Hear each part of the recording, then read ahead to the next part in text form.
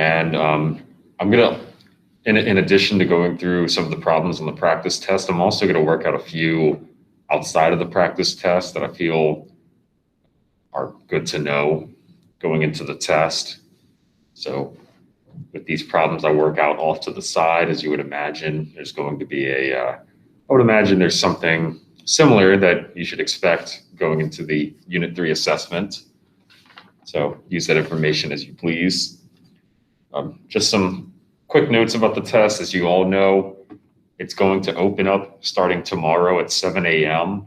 And the latest time you have to start the test is 8 o'clock p.m. This is also true if you have any accommodations for time and a half. So for everybody, the latest time you have is 8 p.m. on Friday. 8 p.m. on Friday is the latest you can start the test. So if you start the test later than that, it'll end up cutting off your test at either 9:10 or 10 o'clock, whatever time I have set for yours to end. So 8 p.m. on Friday, just keep that in mind. It's the latest you can start the test. Besides for that, the test, it's 70 minutes. There are 15 questions on it. Again, it's a test you take entirely on your own. I have nothing to do with proctoring. You don't have to do ProctorU or anything like that. And besides for that, I think that's all I can really think of. And I'm almost done with the notes for the final unit. I just have the last two sections, but I should have those posted probably today or tomorrow. So does anyone have any questions for me before we get started? And if not, you could just ask me intermittently throughout the session. But I guess I'll go ahead and start off with some of the problems that you might not see on the practice test. So a few of these, I was told to work out some problems that may have symbolic numbers in, or it might have symbols of some sort. That's what I'm trying to say. And so okay, so I'm sharing my screen, I'm recording, everyone can hear me. Cool. So one of the problems I wanted to talk about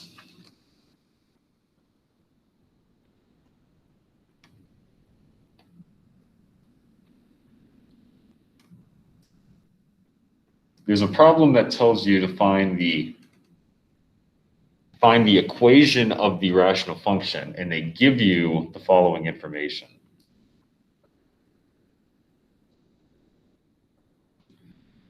They tell you the vertical asymptote is x is equal to, say, 2.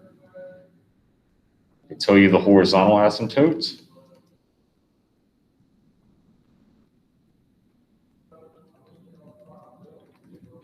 is y is equal to -1. And then they also might tell you something about, say, the x-intercept.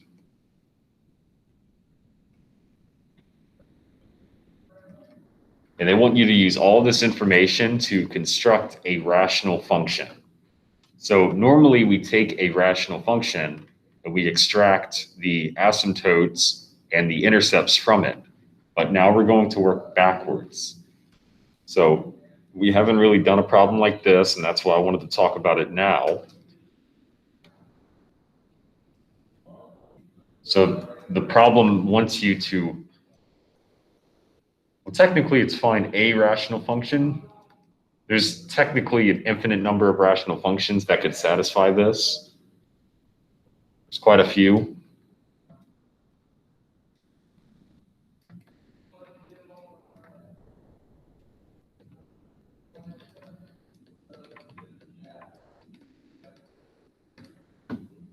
So a rational function.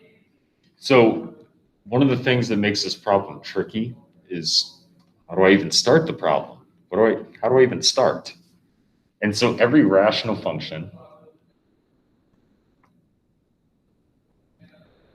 has 4 parts to it, at least in the way we're going to look at it. And some of these are a little bit easier to find than others, but this is just a random rational function with four constants, A, B, C, and D. And we're going to end up finding all of these. They are not, so we're going to knock 2 of them out really quickly because, so this is the template we're starting with. So this is something I'm letting you know now that this is something that may be expected. So the first thing we're going to do is we're going to utilize the information that the horizontal asymptote is y is equal to -1. Now, hopefully you remember that this corresponds to when the degree of the numerator and the denominator are both the same, which is why I have a degree 1 polynomial on the top and the bottom. So what this corresponds to, remember the horizontal asymptote being -1, that's the ratio of the leading coefficients. So the ratio of the leading coefficients has to be -1. So since the horizontal asymptote is y is equal to -1, means the ratio of the leading coefficients has to be -1. That comes straight from the definition. Normally we go in the other direction with actual numbers in our favor. Oops. Okay. So this means, since we're finding any rational function, I was mentioning there's more than one answer. So we can either, so all we have to do is pick a ratio such that A divided by C is -1. So I can pick, so here we have a choice. I'm going to pick -1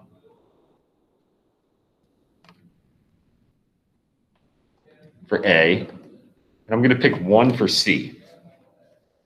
Again, there's no correct, there's no just one answer. You could have swapped -1 and 1, or you could have put -2 over 2.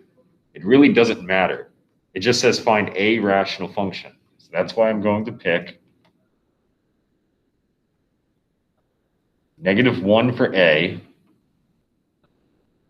and 1 for C.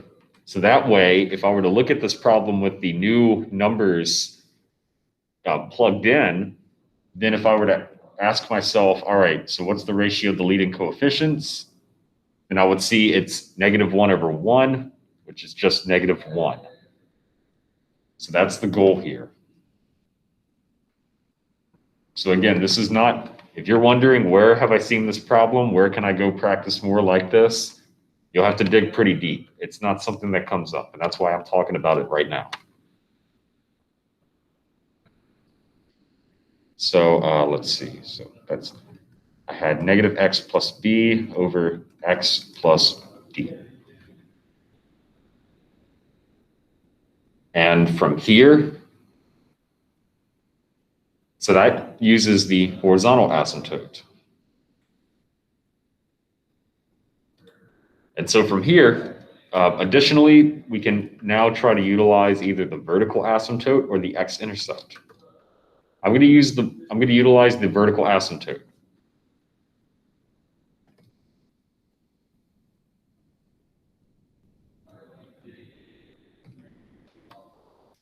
So the vertical asymptote in this problem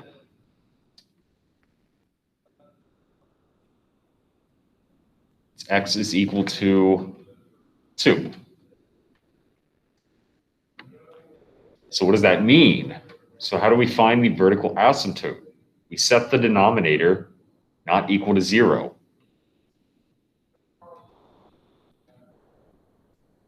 And solve for x. Now it's weird because if we solve for x in the denominator, we get that x is not equal to negative d. So what this means, so again, this is kind of new because we're dealing with symbols instead of numbers. But here it's saying that the vertical asymptote has to be 2. So that means d would have to equal negative 2. So it has to equal negative 2 because if x has to ends up having to be equal to 2, and now we have that x is not equal to negative d, then minus negative 2 is positive 2. Or in other words, so this step was after horizontal asymptote. And then this next step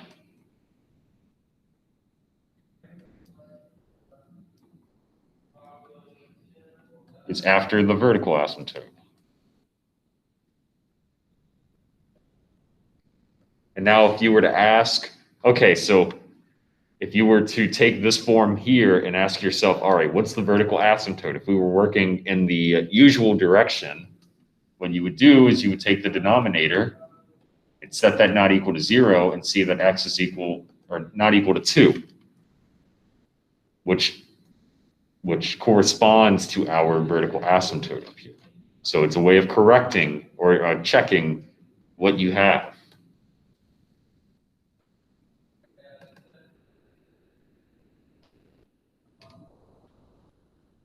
And so finally, the last bit of information will help us find the final symbol, the b, because they tell us that the x-intercept is 4.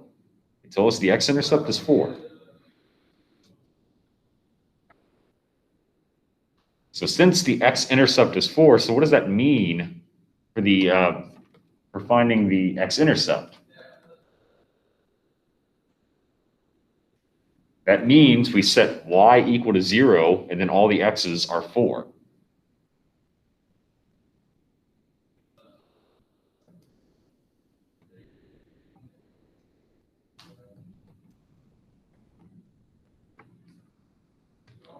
So that's what it means to have an x-intercept of 4. All the x's are 4. And notice we're just bringing this right over here. So that 0 is equal to negative 4 plus b divided by 2. We can multiply both sides by 2 to get rid of the fraction. And then we can add 4 on both sides to simply get that b is 4. So really, b ends up being the x-intercept.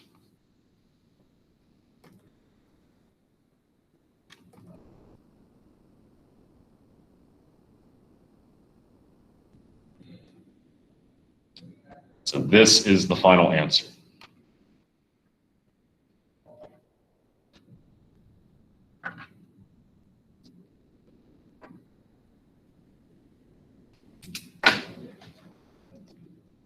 So this is the process. This is the process of determining the rational function that corresponds to these various characteristics up here. And if you wanted to, you could take this problem as a standalone problem and work it backwards to make sure that you determine that the horizontal asymptote is in fact -1, or that the vertical asymptote is in fact +2, or in fact the x-intercept is 4.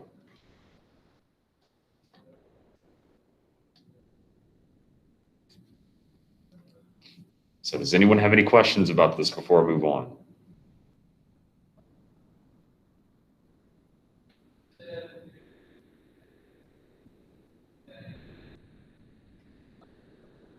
They might ask for a y-intercept problem as well. So if so, you could do the same problem. So Shannon, to answer your question, it might be worth knowing the same exact problem if they said instead of x, the x-intercept is 4, but if they said the y-intercept is 4. And that might be a problem you might want to work on your own. because you could still solve it algebraically. It may be more simplistic or it may be more difficult. I guess that's something you would have to figure out. But it may be worth working out that modified problem. Yes, yes. So, yeah.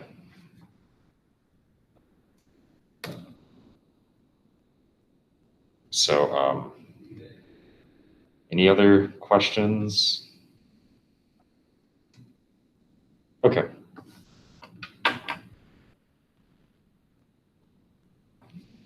So from here, I'm going to go ahead and do, there's another one. Okay.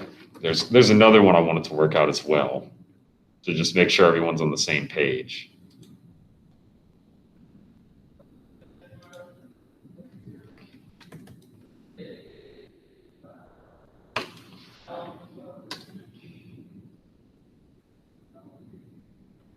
So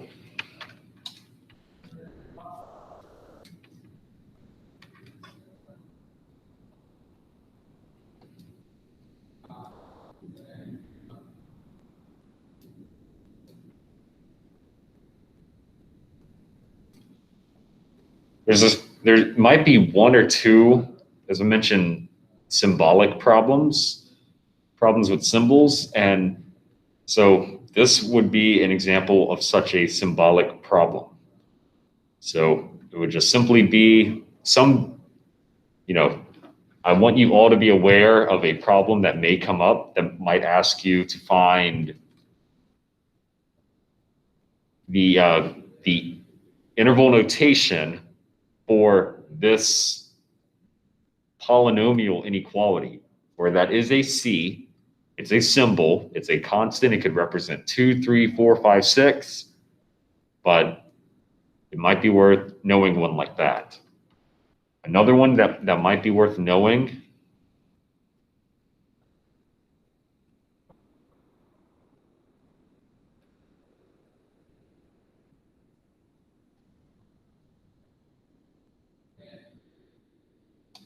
is this one that I wrote on the far right.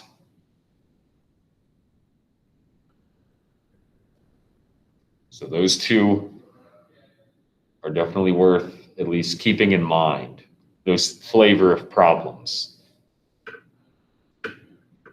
And to sort of elaborate on these a little bit more, so the question is, how would you solve these? And so the one on the left is an example of a polynomial inequality, and the one on the right is a rational inequality. So what I want to do with this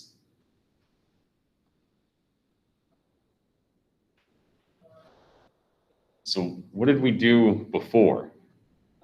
So we factored as much as we could. And so the question is, what would we do if this were replaced with numbers? This was x squared minus, let's say c is 4.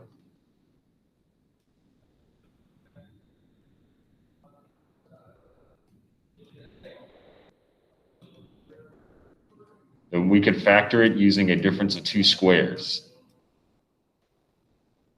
And then that would tell us the zeros, and we can put it on the number line and everything. So notice we replaced c with 4, and notice where 4 ended up, here and here. So that's not a coincidence. That should happen. And what this tells us is that the factorization of this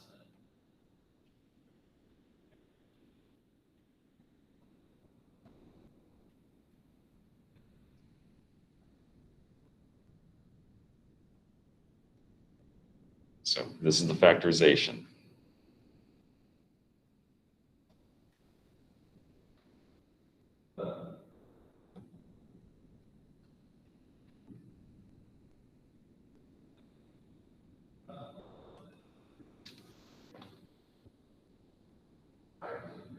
Okay. So Now that we have the factorization, we can figure out the zeros. Negative C and positive C are the zeros.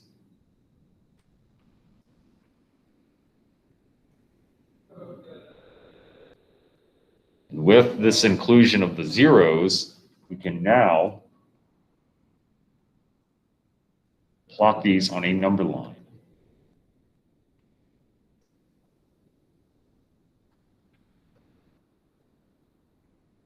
Now, the interesting thing about this problem is you can do this whole problem and as I was mentioning before, you can do this whole problem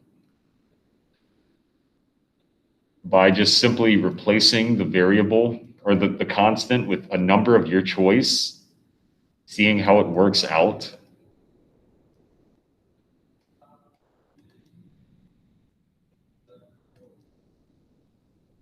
Notice every place where there's a C, there's now a 4.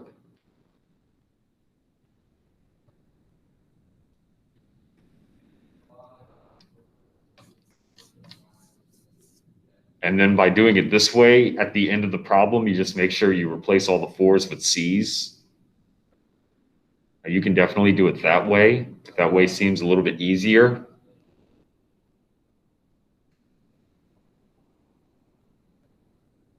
You can pick 5 as your test point. You would end up getting a positive value over here, and then they would all alternate because the multiplicities.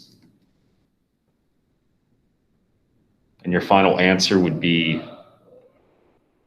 negative infinity to negative 4, union 4 to infinity.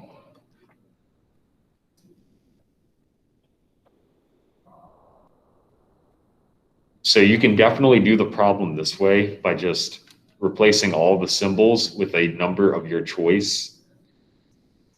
And from here, just making sure you replace that number with the symbol that you replace it with at the very end. You can definitely do it that way. So this is a little bit new. There's a good chance you haven't seen this before.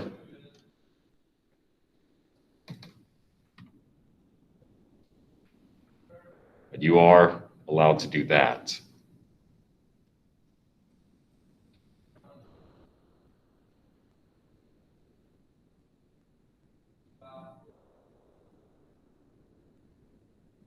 Okay.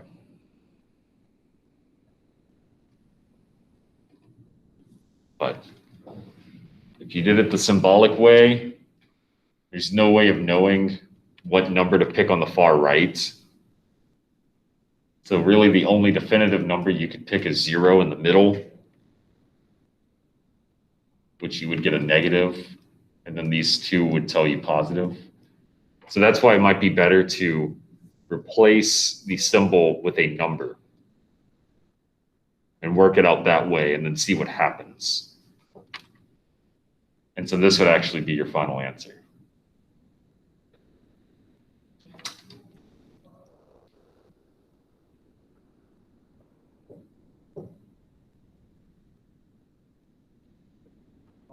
And just kind of to explain that again, what I just wrote down on the far right, I'm going to work that out just to explain that idea again.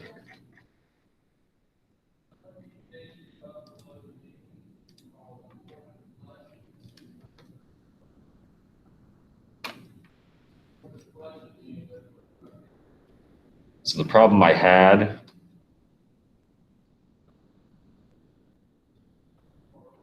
where did it go?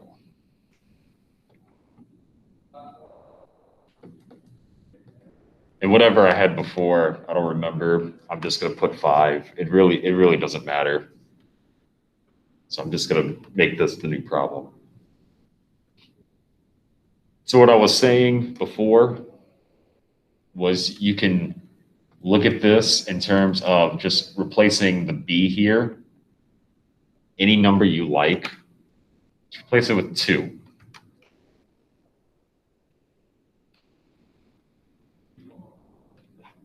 And so how would you do this problem? Well, you figure out the zeros.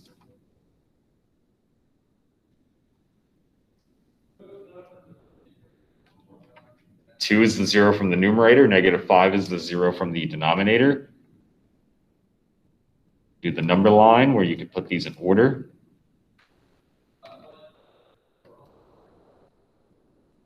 And you can either pick all the test points, or you could just pick one and use the multiplicities. It's up to you. So if I were to pick 3, you would see that everything's positive. You would get negative here and positive here. And since we are looking for stuff greater than 0, these are open circles by default.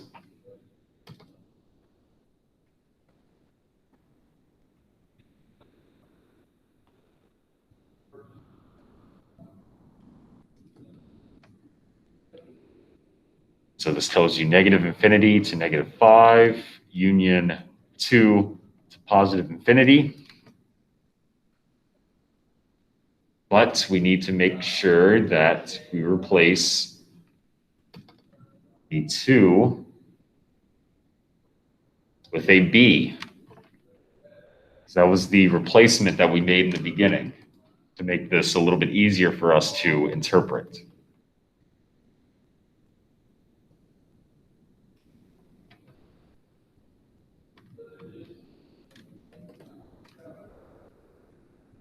So the process works out the same way if you do it this way. And in fact, I think I like this method more. So you just have to remember to swap at the very end if you do it this way. So these are 2 types of problems that may be expected on the test. So or something like these, expect maybe if these problems were on the test, perhaps if the modification could be where the symbol pops up. So what about if the symbol popped up in the denominator here? Or what about if this inequality symbol changed? If it were a less than sign, or a greater than or equal to sign, or a less than or equal to sign, then what would you do there? Those might be some things to keep in mind or possibly work out on your own. Situations like that, that is.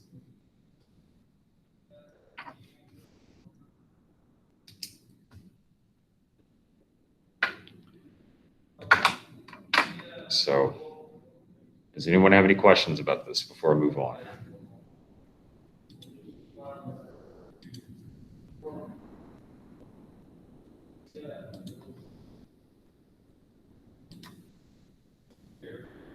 Okay, if not, I'm going to go ahead and open up the practice test.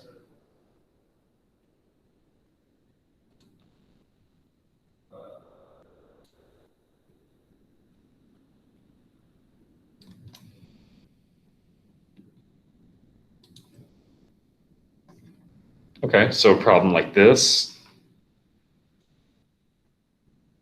They give us a graph here, and they ask us to determine what the inverse graph is. And then they give us this diagonal line as well. So you notice they give us this diagonal line, and then they give us the graph of some function. What you need to know is that the inverse is simply the reflection about the dotted or about the diagonal line. So obviously it won't be C. That's definitely not a reflection about the diagonal line. D, same thing. There's no reflection about the diagonal line. B almost looks close, but not quite. And then we see that it's obviously A. Because notice there's perfect symmetry across that diagonal line. So that might be something worth knowing for the test.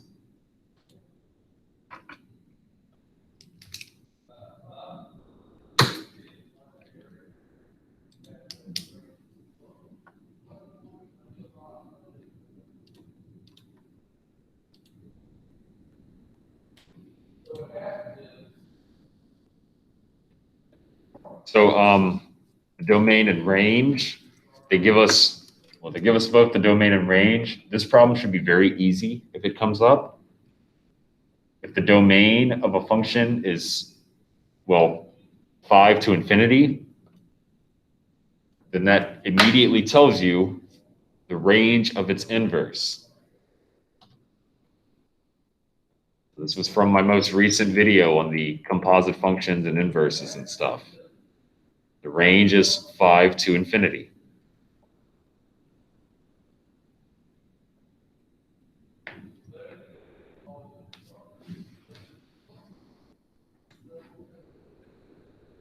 So remember, as I mentioned before, that's why it's good if you can figure out the inverse function and you already know the domain and range of the original, then you know the domain and range of the inverse because they're just swapped. So notice domain of the original is the range of the inverse. And additionally,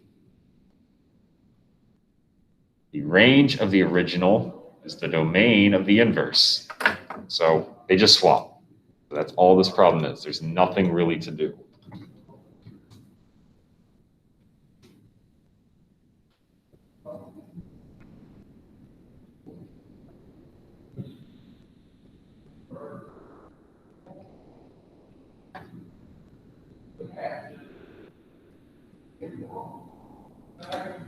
Okay.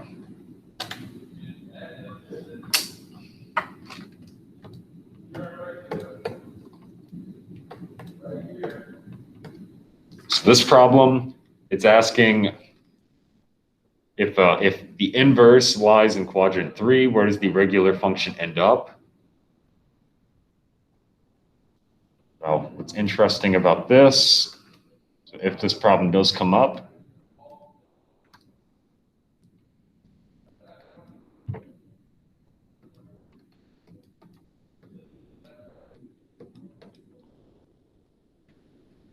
so one thing you can attempt to do is just memorize all of these. 1 and 3 just reflect back to each other. So if something lies in quadrant 3, then its inverse is going to be in quadrant 3. And same thing with quadrant 1. And the reason why, so if something lies in quadrant 3, it would be over here. Let's pick a random point over here. So -3, -4.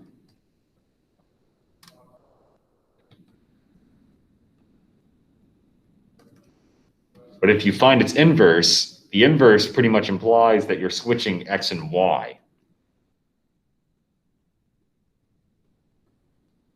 So then where does that point lie?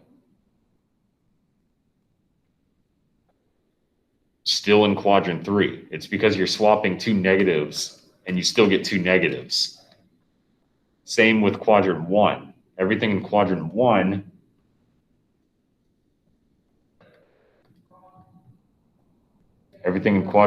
is positive. And by switching 3 and 4, you still get two positive values, which lands you in quadrant 1. But in quadrant 2 and 4, you would have, well, in quadrant 2, you would have a negative and a positive, which if you switch, you would get a positive and a negative, stuff like that.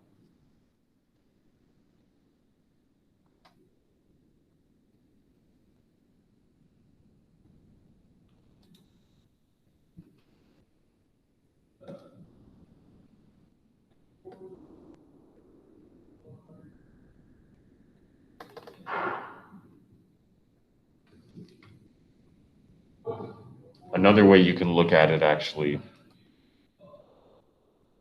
inverses reflect across a diagonal line. So if you're in quadrant 1, you just reflect to quadrant 1. If you're in quadrant 4, you just reflect, or quadrant 3, you reflect to quadrant 3. But if you're in quadrant 2, you reflect to quadrant 4 and vice versa. That's another way you can look at it. So if that helps. Let's keep going.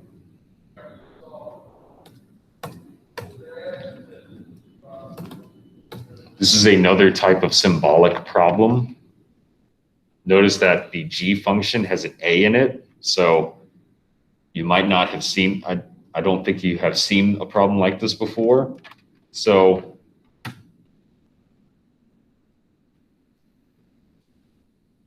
It's giving us information about what the composition does.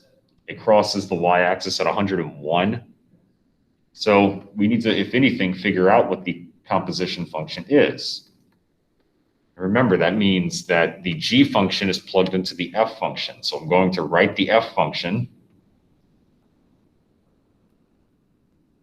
So here's the f function, 6x squared plus 5. Every place I see an x, I'm going to put open parentheses.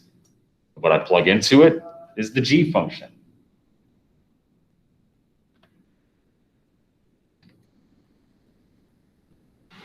X plus a.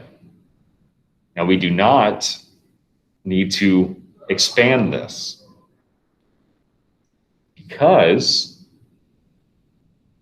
what we're trying to find, so it's telling us that the function is, well, this whole thing right here.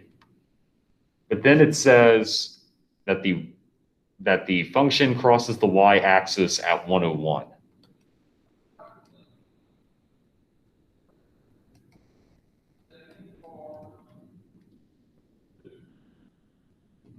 It means that the y-intercept is 101, because that's what it means. That's what the y-intercept means. It's where does the graph cross the y-axis?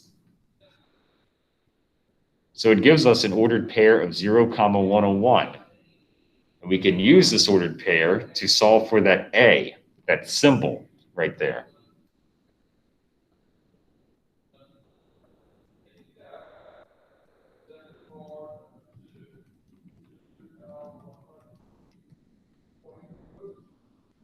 So let's go ahead and clean this up a little bit. I plugged in 0 for x, 101 for y, and we can solve for a. So that's 6a squared plus 5 is equal to 101. We can subtract 5 on both sides to get 6a squared is equal to 96.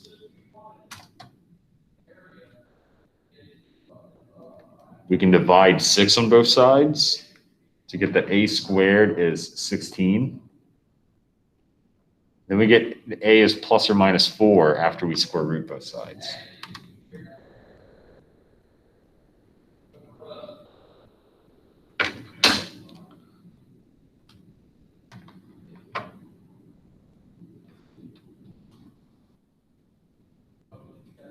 That would be the answer.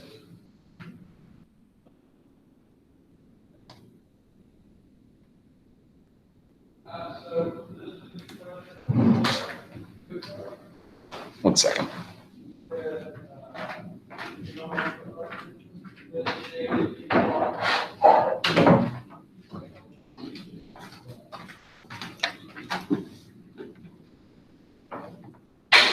Okay. Does anyone have any questions about this one?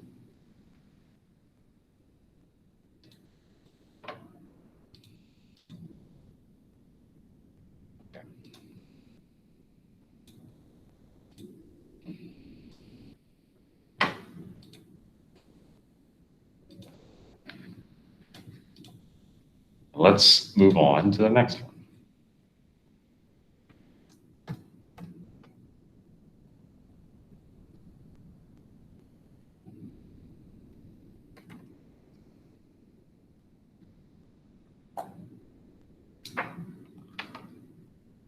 Okay, so the end behavior, remember, this is characterized by what the leading term is. And right now, this function is not in standard form. Standard form would be where the largest exponent term goes first, followed by the subsequent values of the exponents in decreasing order. So this would be standard form, which means that the leading term is negative 6x to the 10. And now you have to remember, okay, so what is the negative in the front? That tells us that the rightmost part of the graph will be going down, and then there is an even exponent, which means that we will have a parabola. So it has to be C over here. The negative tells us that the graph is going to be shaped downwards. So that would tell us A or C. But then the fact that the exponent is even would tell us that it's a parabola shape. So we can put all of that information together to determine that it's part C.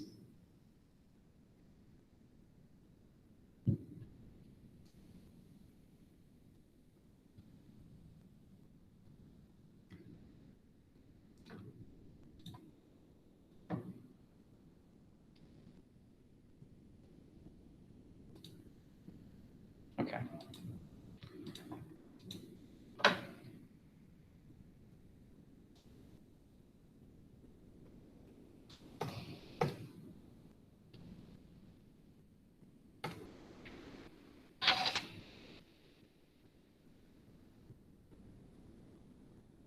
All right, I'm just going to do part A.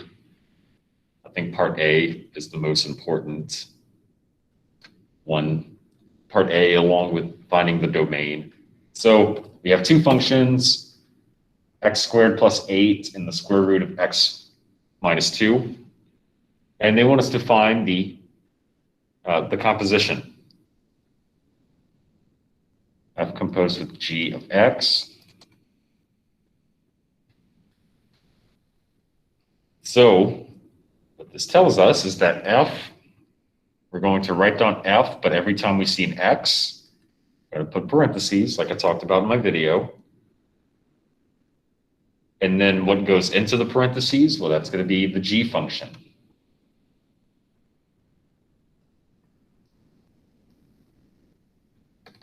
Really, this simplifies very nicely because you notice that a square root function is being squared.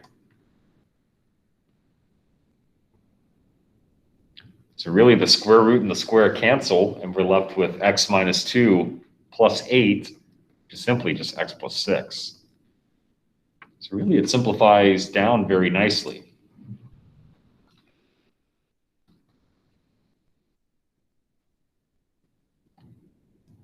And then it goes on to ask about the domain.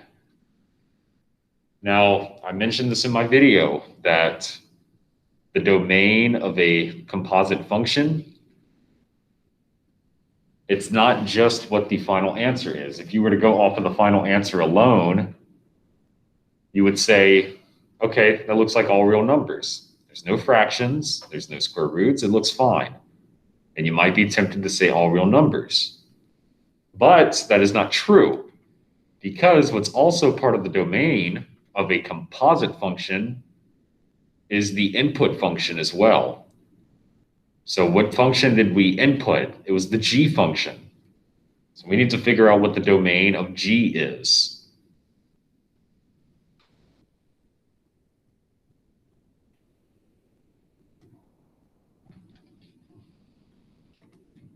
So the domain of g, so what this tells us, so the domain of g, remember g is a square root. In the domain of a square root, we set everything under the square root greater than or equal to 0. That's how we find the domain of a square root. So if you remember that fact alone, you're already done. It's really easy to solve for. And they want an inequality. It says type an inequality.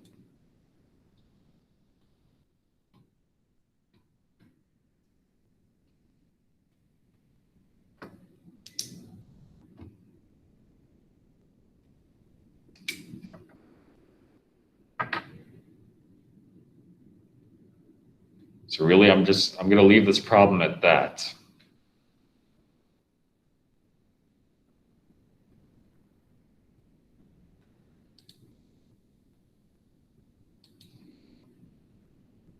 Okay. So I'm going to leave the problem at that. I'm going to move on.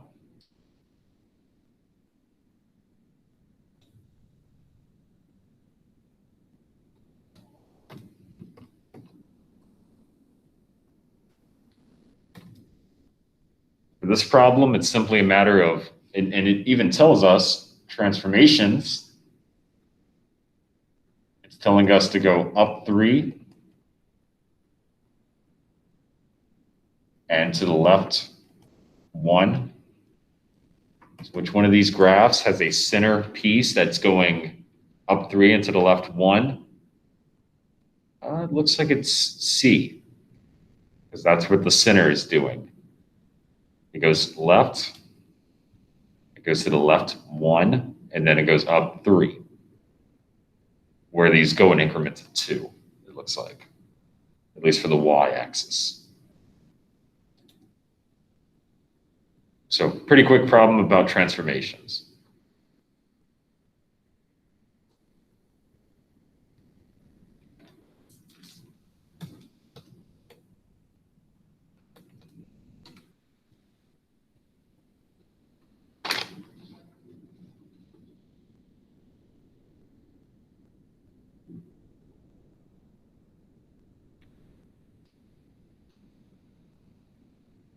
So what I want to do with this problem, there was a problem we did in class. There's a problem we did in class where, in fact, let me pull it up right fast. So the problem I'm on right now in the practice test is an example of, well, example 2. So I want to do a problem that's more like example 3, which notice the only difference is that they give us a point. So they give us a point.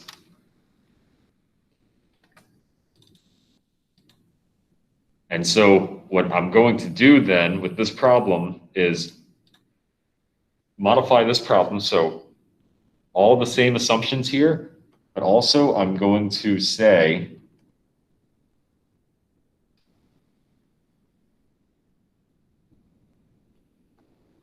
I'll say that f of 2 is equal to, should have thought this one out more. I think the way I'm trying to modify it's going to be more helpful for the test.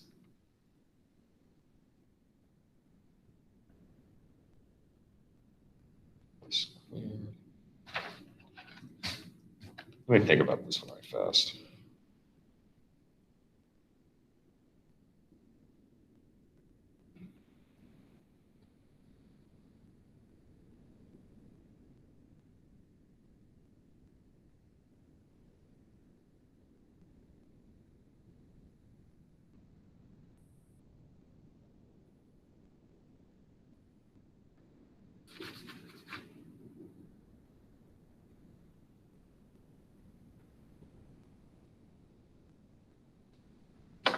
Let's try, not that. We'll try f of 5 is equal to 8. Okay, we'll try that. Okay, so sorry about that. Yeah, so let's try that. So this is very similar to example 3 that we did in the notes for the first section where they gave us an additional point. I'm pretty sure there was another homework problem on that section that gave you this information in a different way. And this is the way I'm giving it for this problem. So I'm just changing the problem because I think this is more helpful. So the way we would do this before, so that means the leading coefficient of 1, that has to go. There's no more leading coefficient of 1. So when that's gone, then the function, if you remember, it's built based off of what the zeros are in the corresponding multiplicity. So it says that one of the zeros is 9 with a multiplicity of 1. So just from that information I underlined, I was able to get that factor. And the next one is x minus 4 squared, because the 0 is 4 and the multiplicity, which is the exponent, is 2. And the degree being 3 just says that's the sum of all the exponents. which fine, it is. But now, from here, what we want to figure out, the reason why I think this problem is more interesting to look at is because of the A, how we solve for the A. We've done this in problems before, and I want to just resurface it here. This is when we went off to the side, because what this right here does is it gives us a temporary X and a temporary Y to plug in.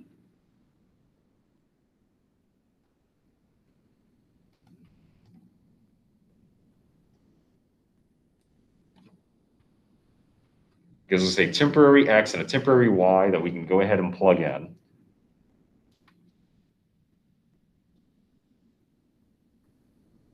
And so that gives us -4, really just 1 squared. So this is just -4a. And so we can quickly solve that a is -2. So then we can go back to our final answer and plug in -2 for a.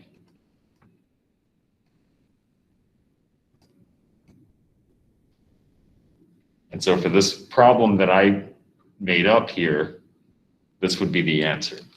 Notice that the leading coefficient is not 1 anymore, but it's the -2 that we had to solve for by plugging in that point.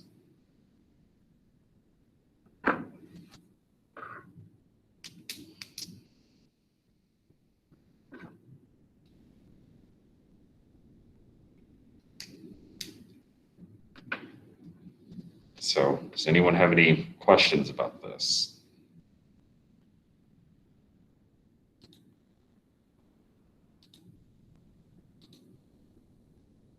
If not, then let's keep going.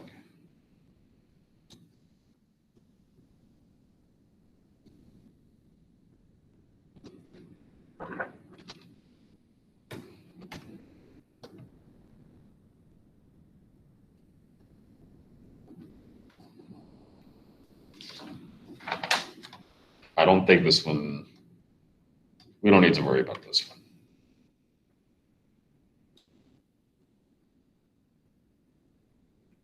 Yeah, just not going to worry about that one. Okay, we just did one like this, so we're going to skip it. Not going to worry about that one. We will worry about this one, though.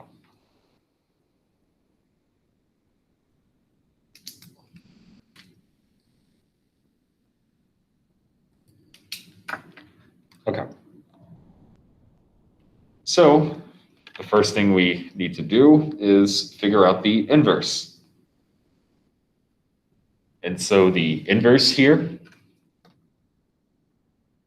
so I mentioned this in my video, and I'll go ahead and do it here as well. To figure out the inverse algebraically, so again, they give us that the function is 3x plus 4 divided by x plus 3.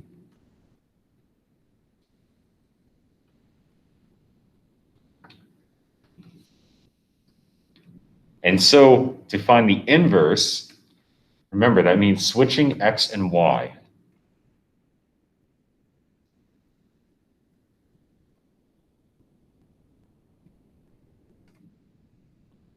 And now we need to solve for x. So we switched x and y, and we're going to solve for x.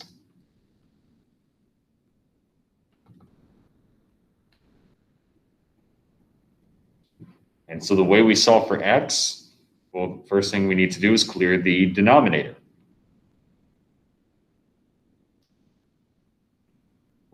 or cross multiplication. So this is the result after cross multiplication. Remember, the goal is to solve for y. But now we have the y plus 3 trapped in the parentheses. We need to go ahead and expand the x out to get this term by term. That's xy plus 3x is equal to 3y plus 4. And now, as I mentioned in my video before, we need to get all the y's on the same side and all the x's, or everything without a y, on the other side. Minus 3x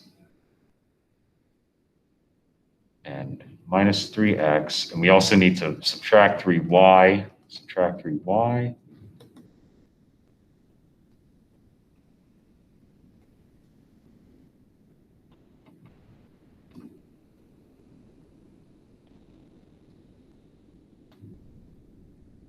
So this problem is an algebraic nightmare, no doubt.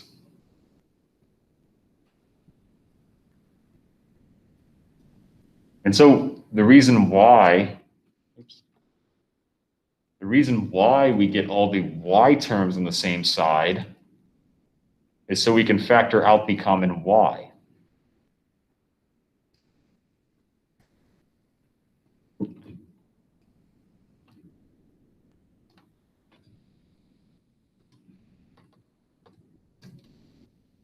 So we get exactly 4 minus 3x divided by x minus 3. You want to check something right fast as well.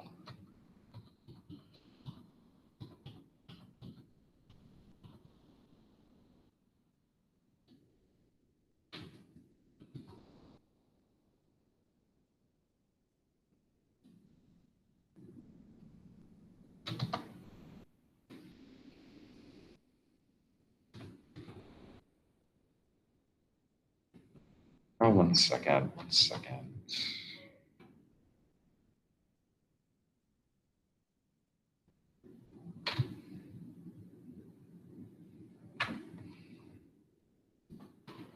So what I just worked out might be helpful for one of your homework questions as well, because this homework is still due Wednesday. So here's one of them, and I just went over probably the most complicated one from the homework as well. So if you see a problem like this in your homework, then this is how you solve it.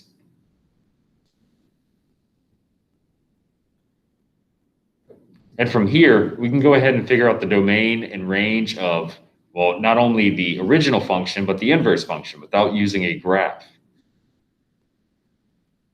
So the domain of the original function, so here's the original function here.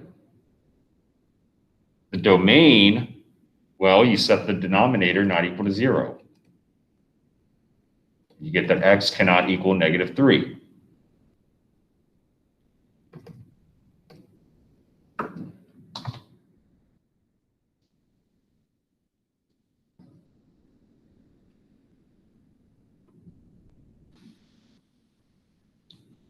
So the domain is that x cannot equal negative 3.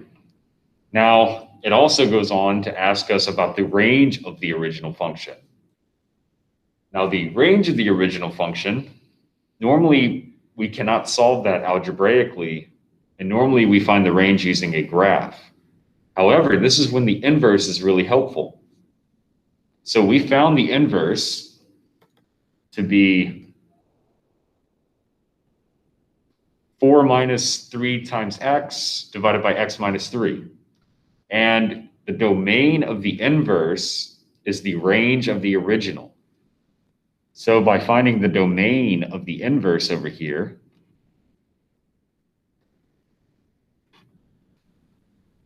this tells us the range of the original, as I mentioned in my lecture video.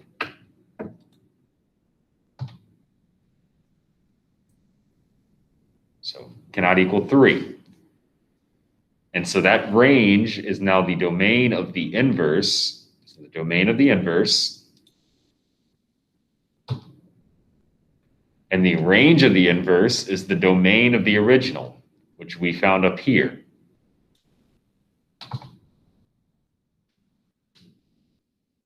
So that's why inverses are very nice. They help us find the range of an original function, because we can more easily determine the domain of a function. So this would be a good problem to know going into studying for your test.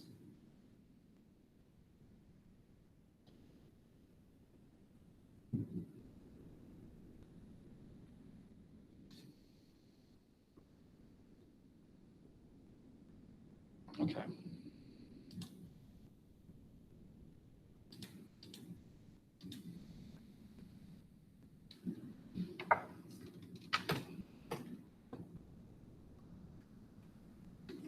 I don't know why this problem's in this review session.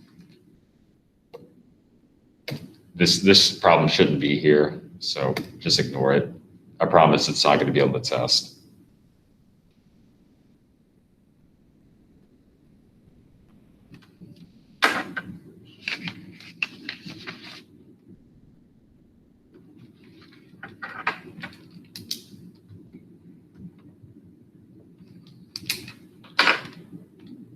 Okay.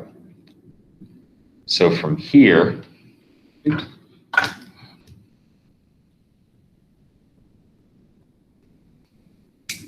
okay, so from here, this problem is a pretty standard polynomial graph problem.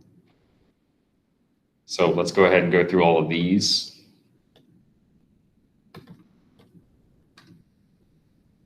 So when it asks for the behavior, it's asking for the power function, or it's asking for the leading term.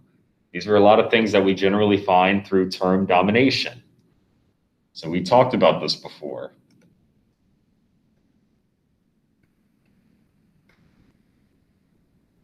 The term domination, well, the 5 is inferior to the x and the 3 is inferior to the negative x. So what are we left with? X squared times negative x, which is negative x to the third. This tells us the behavior. This whole term, even the coefficient as well, it tells us the in behavior, or the behaves like component.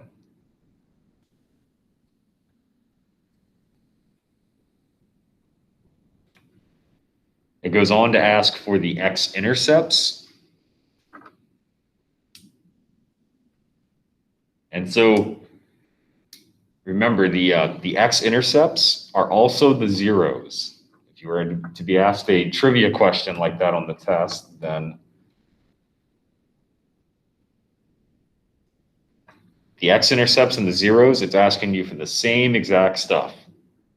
And you get that from each individual factor.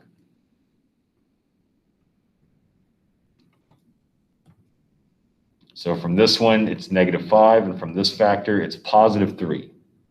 So not -3, it's +3, because 3 minus 3 is what gives you 0. So those are the two zeros, or the two x-intercepts.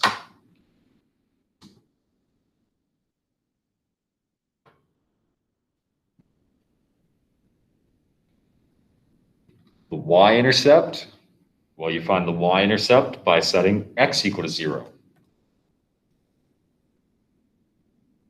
So this would be 0 plus 5 squared, 3 minus 0, which is 5 squared times 3. That's 75.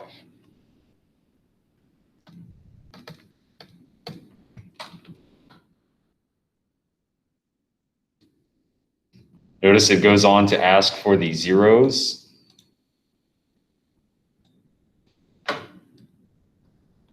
It goes on to ask for the zeros, but the zeros are the x-intercepts. So we already found these.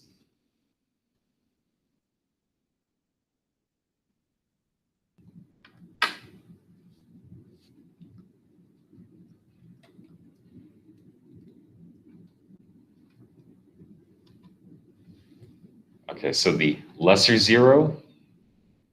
So out of the two zeros we found, which are over here, the lesser zero is, well, which one's smaller? It's -5. So it's asking about the lesser zero. So I'm going to go ahead and put -5 over here because that is the lesser zero. And it wants to know what the multiplicity of that lesser zero is. That just means the exponent of the factor. So -5, so the -5 over here came from this factor. The exponent of that factor is 2. So guess what the multiplicity is? It's 2. So what does the graph do? Well, 2 is an even number. So the graph will touch at that value. This is definitely something you need to know for the test. There's going to be at least one touching, crossing part of on the test. So it's worth remembering that an even multiplicity means touches, and an odd multiplicity means crosses.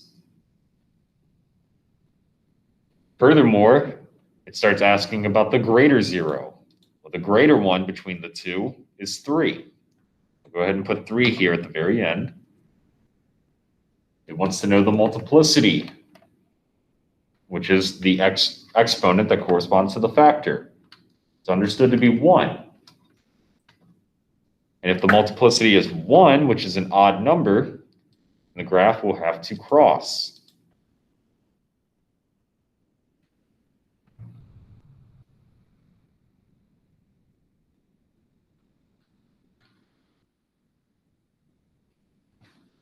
So from here, all we have to determine now are the maximum number of turning points, as well as actually graph the function itself.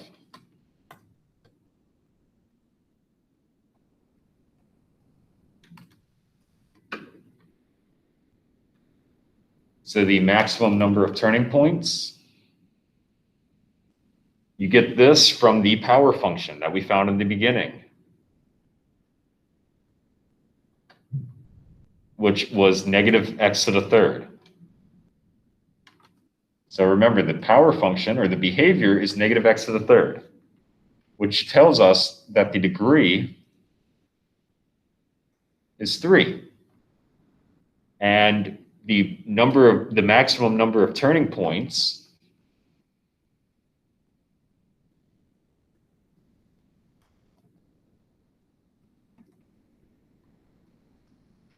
it's always the degree minus 1.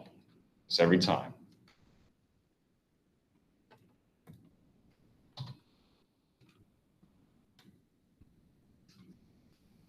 And from here, we can graph the function.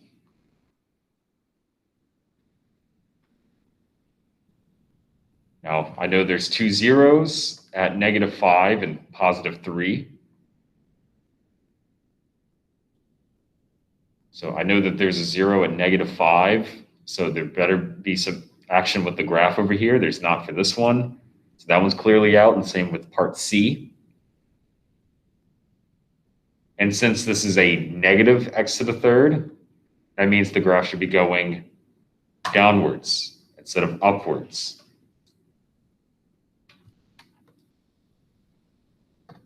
So here the graph is going downwards. It's going down, which makes sense because there's a negative in the power function.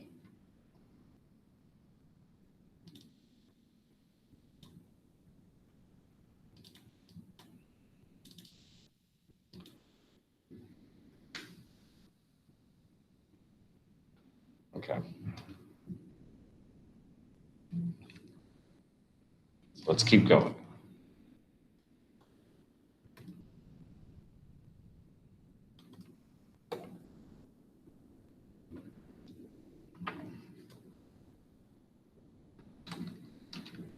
One-to-one is just the horizontal line test. You draw a horizontal line. Will you ever intersect the graph more than once? Here the answer is no. That's something I mentioned on my my video for composite one-to-one and inverse functions.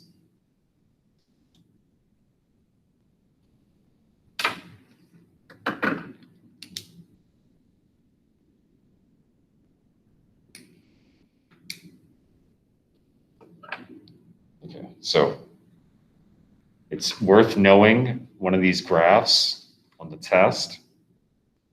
Not only is there this graph that you should be familiar with, and the subsequent problems about it and everything, but there's another one that we did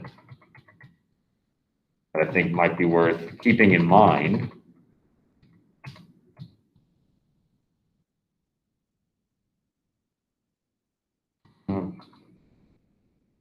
This one as well, example 4, on page 52 from the notes. Might be worth keeping this one in mind as well.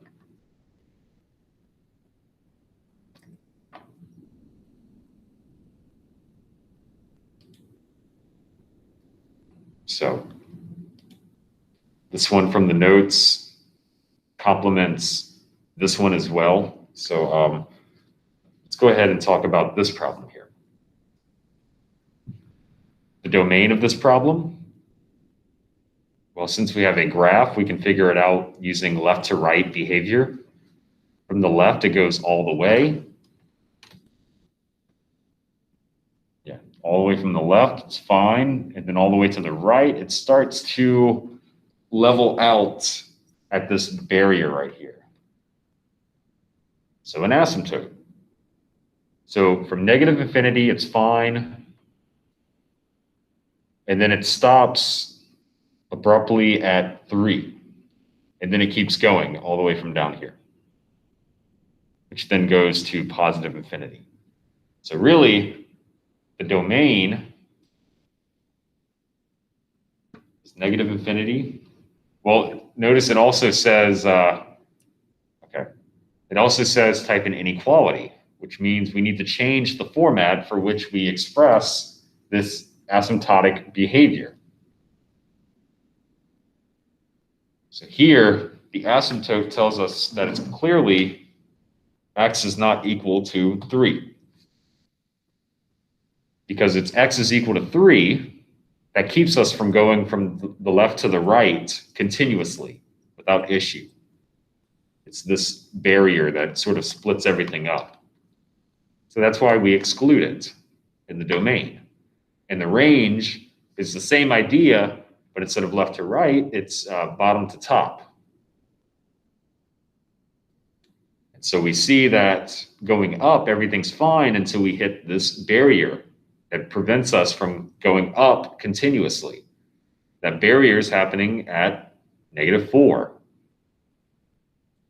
And notice I'm going to put y is not equal to -4, not x. I'm putting y.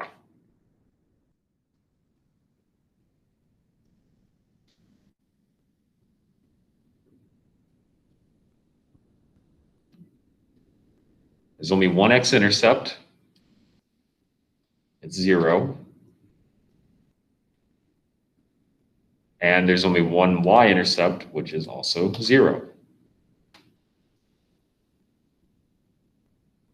The horizontal asymptote and the vertical asymptote.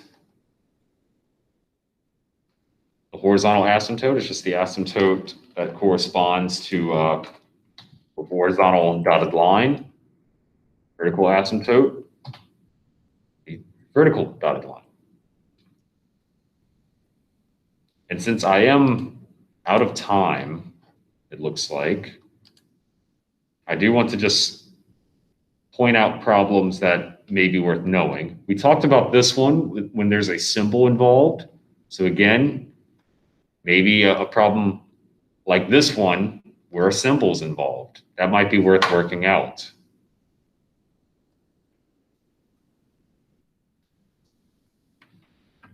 This problem, I'm not going to work it out, but there is a part of these problems where it says, is it the interval and the sign?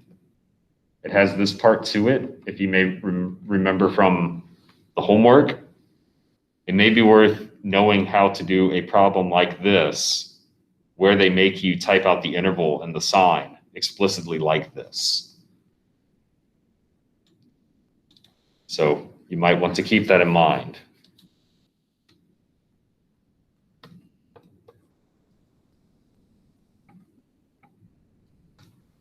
Besides for that, I think I have hit everything I need to. A problem like this should be expected. Something where you have to just plug in random numbers into a composition function. So number 21 here. A problem like this, we went over one kind of similar. Maybe this one's worth looking at as well.